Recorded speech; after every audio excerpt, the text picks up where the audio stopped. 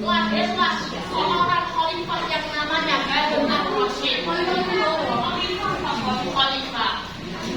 Khalifah yang namanya Harun ar-Rasyid. Harun ar-Rasyid ini adalah dia pendiri yang namanya perpustakaan yang bernama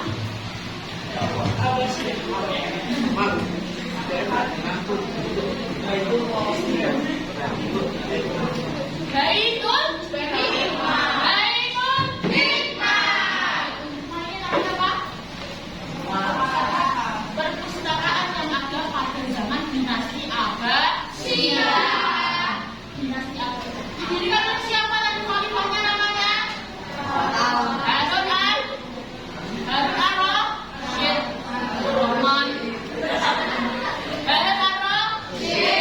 Ini namanya Harun ar-Rasyid. Baitul Hikmah ini tapi didirikannya oleh Harun ar-Rasyid. Tapi dikembangkan Baitul Hikmah ini berkembang banget pada masa anaknya yang namanya Al-Ma'mun. Siapa khalifahnya yang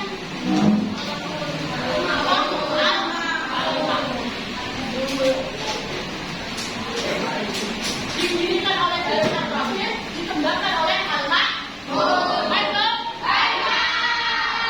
Nah, pada masa didirinya itu perpustakaan Baitul Hikmah ini umuran dalam isinya. Isinya ada buku-buku dari Persia, dari Yunani, dari tempat-tempat yang lain yang ditarjim bil lughatil arabiyyah, diterjemahkan ke dalam bahasa Arab. Akhirnya pada masa kejayaannya Baitul Hikmah ini melahirkan ilmu pengetahuan, melahirkan ilmuwan cerdas pada masa dinasti Abbasiyah. Contohnya Avicenna siapa? Nama aslinya Avicenna siapa? Avicenna itu Ibnu Sina, bapak kedokteran dunia. Bapak kedokteran dunia itu lahirnya dari Baitul Hikmah ini, dari ilmuwan Muslim. Dia punya buku yang namanya Al-Qalam Fiqih. Itu bukunya sampai sekarang di Eropa masih dipergunakan sebagai sumber referensi. Betul? Akan tetapi Baitul Hikmah ini ada akar rumputnya. Baitul Hikmah ini ada banyak buku dan banyak macam riset-riset atau eksperimen semuanya ada di Baitul Hikmah. Tetapi Baitul Hikmah ini sudah dibakar habis. Gambarnya sudah mirip.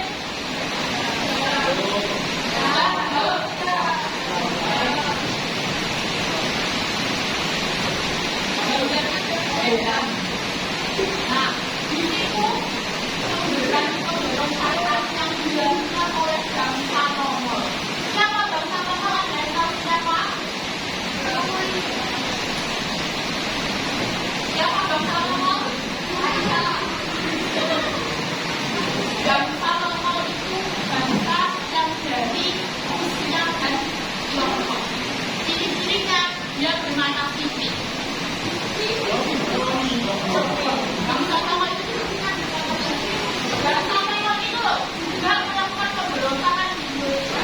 Bangsa Mongol terkenal dengan perluasan wilayahnya yang ada.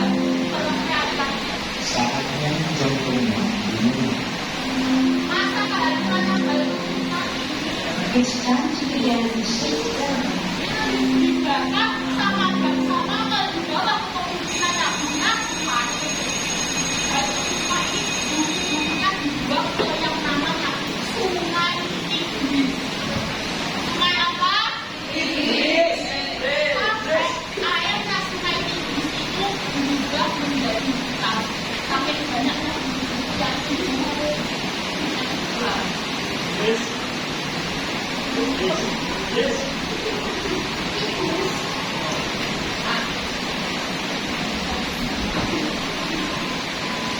Tidak bisa ya?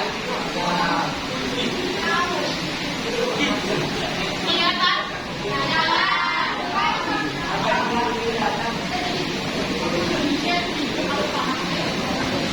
Indonesia sama Malaysia.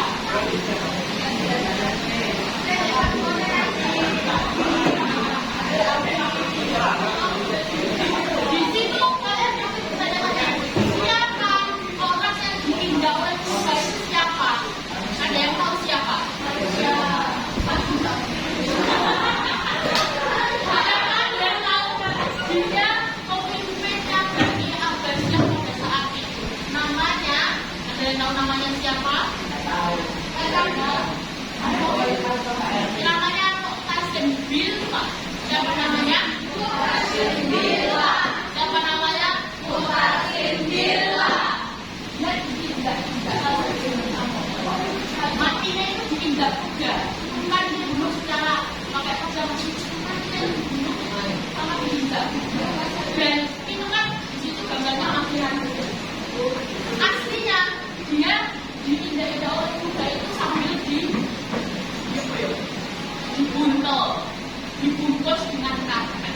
Dan apa katanya? Kata orang sama biar darahnya itu tidak menetes ke tanah. Karena adatnya atau budayanya orang timur pada saat itu, kalau seorang bangsawan itu darahnya tidak boleh menetes ke tanah. Ayo untuk sampai sini. Oh iya, ada pertanyaan seperti ini. Akhirnya kan ini hancur. Hancur kan? Hancur kan? Ya. Hancur. Tidak hancur, kalian pasti bertanya-tanya. Loh, kenapa bangsa Mongol itu kok malah membakar semuanya, membuang bukunya semuanya ke Sungai Tigris? Kenapa bangsa Mongol nggak memanfaatkan aja? Ada yang tahu kenapa kok malah dibuang, dibakar semuanya kok? Gak dimanfaatkan oleh bangsa Mongol itu kenapa? Karena bangsa Mongol itu pintarnya harta dan tahta. Dia nggak peduli ilmu itu. Pikir dari yang penting aku berharta, yang penting aku berkekuasaan, aku gak butuh ilmu, aku gak butuh itu cirinya bangsa Mongol. Siapa yang kayak gitu? Siapa yang kayak gitu? Karena bangsa Mongol sukanya dia dengan data. Dia nggak suka ilmu. Dia belajarnya bukan membaca buku, tapi belajarnya dia langsung face to face. Ada yang kata lagi, ketika bangsa Mongol menyerang itu, ketika bangsa Mongol menyerang, masuk kaum-kaumnya Abbasiyah tidak menyerang balik. Menyerang balik apa enggak? Menyerang balik apa enggak? Oh, pada saat itu ada satu sumber itu yang mengatakan bangsa Mongol itu dia totalnya 100.000, sedangkan Abbasiyah dia totalnya cuma 20. Dan bangsa Mongol ini bangsa yang nomaden. Nomaden apa? Nomaden apa? Berpindah. Dia nggak menetap di pada satu tempat kok, tapi dia berkelana untuk meluaskan wilayah yang dikuasainya. Dia unta kuda. Jadi kemana-mana dia pakai kuda, unta. Nah, Abbasiyah 20.000 orang kok, bangsa Mongol 100.000 orang. Dan pada saat itu dinasti Abbasiyah sedang kacau-kacaunya, ada konflik internal di dalamnya, ada korupsi di dalamnya, dan komitmennya atau kekuatan dari Abbasiyah malah menyepelekan ancaman dari bangsa Mongol. Malahan ada satu utusan bangsa Mongol datang ke Khalifah berapa tadi? Khalifah Mu'tasim bilang, ya Khalifah, saya ingin menguasai proses ini. Kalau kamu mau tunduk atau ikut kepadaku, kamu berada di sini. Tapi kalau kamu nggak mau ikuti perintahku, tak hancurkan kota proses ini. Akhirnya si Mu'tasim bilang ini menyepelekan. Dalam video omong kosong. Dua akhirnya terjadilah perintah di sini. 7 hari, bulan ke-7 hari, bahkan sudah tanah mati semua. Ayo,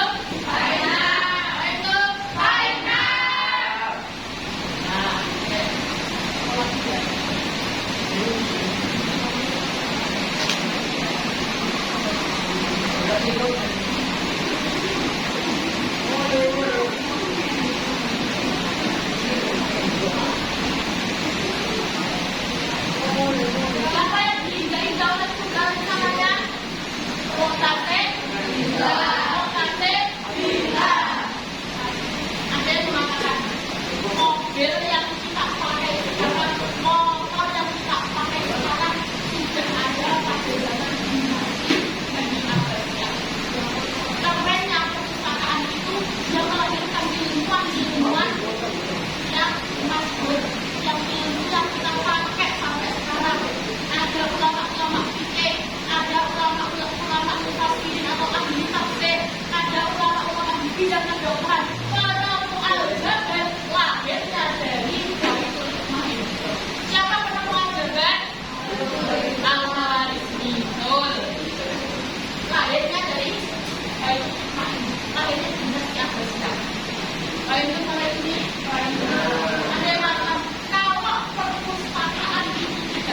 bahasa ini masih ada hingga sekarang. Yang pertama, bahasa Arab akan menjadi bahasa internasional. Karena apa? Dulu orang Eropa yang selain orang Eropa itu belajarnya ke sini. Ilmuwan Eropa belajarnya ke sini semua. Bahasa Arab menjadi bahasa internasional. Islam menjadi pusatnya ilmu pengetahuan global. Sekarang pusatnya ilmu pengetahuan global di mana? Ibaratkan apa? Surabaya. Apa-apa barat, apa-apa barat, ya kan?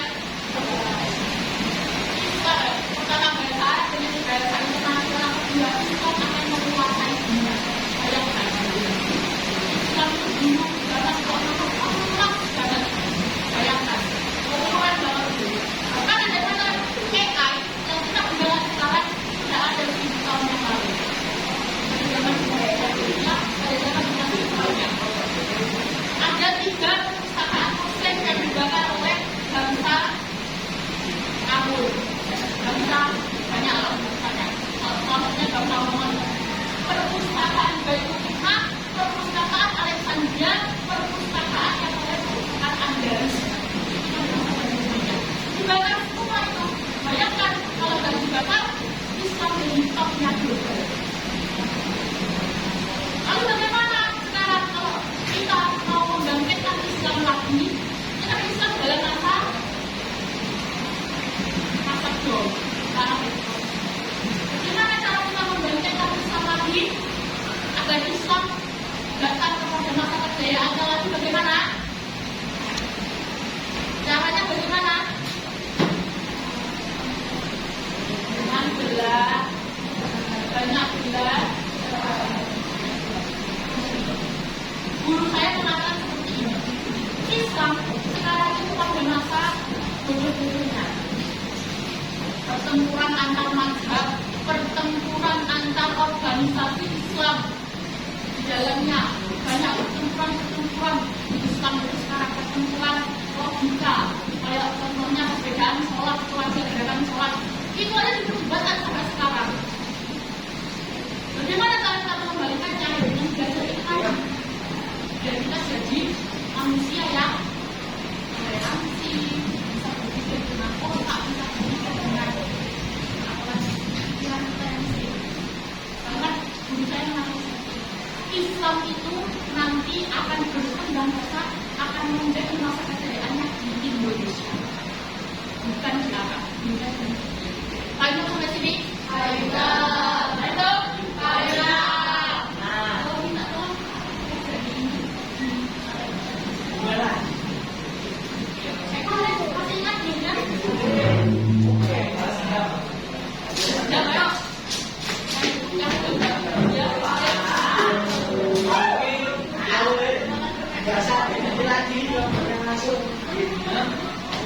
Berdiri semuanya.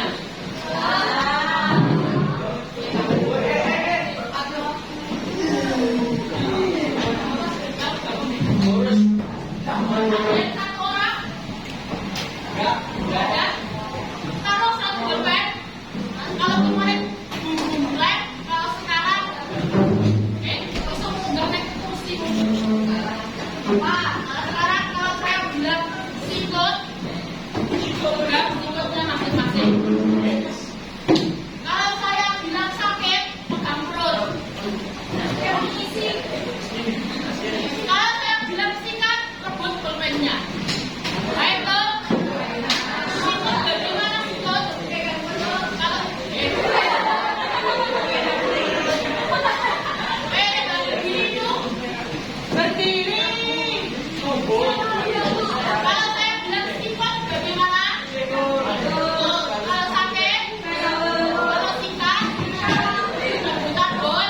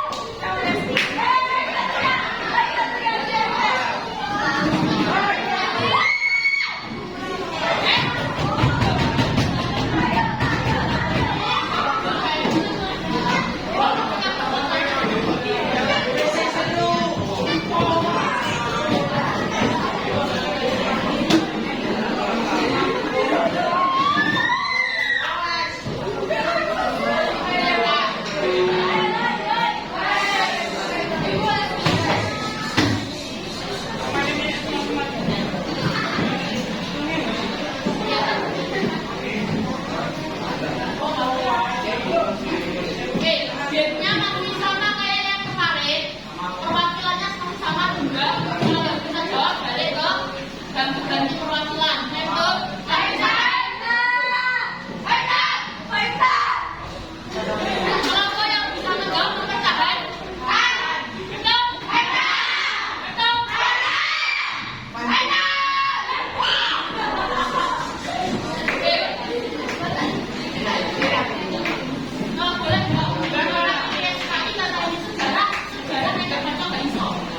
jadi boleh bawa buku.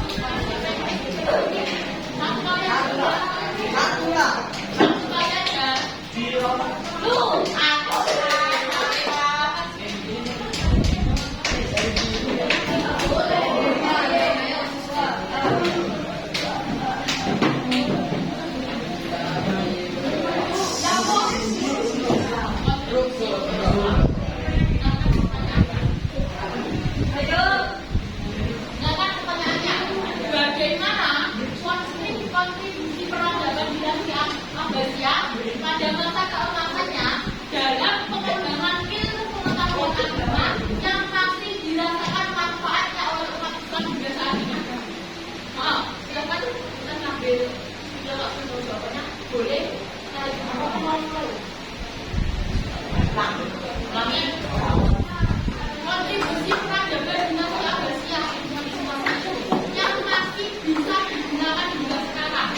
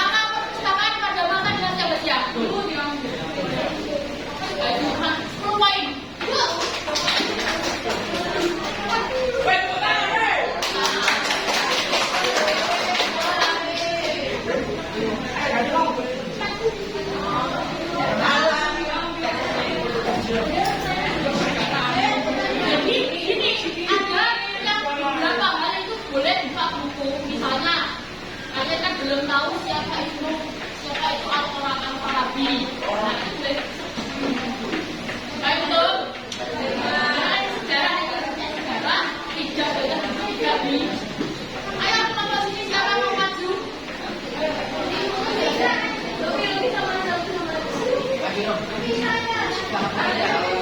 Ayo siapa? Ayo 1-10.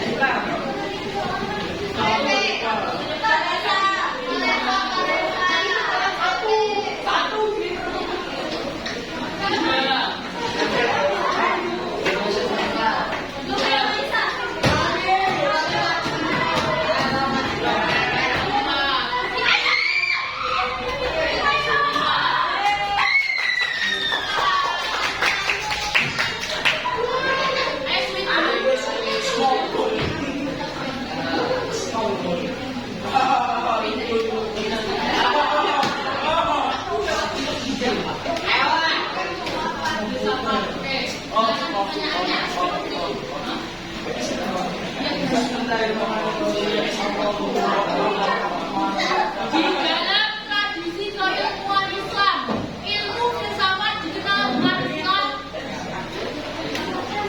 apa? Filsafat. Tradisi keilmuan Islam 10 poin.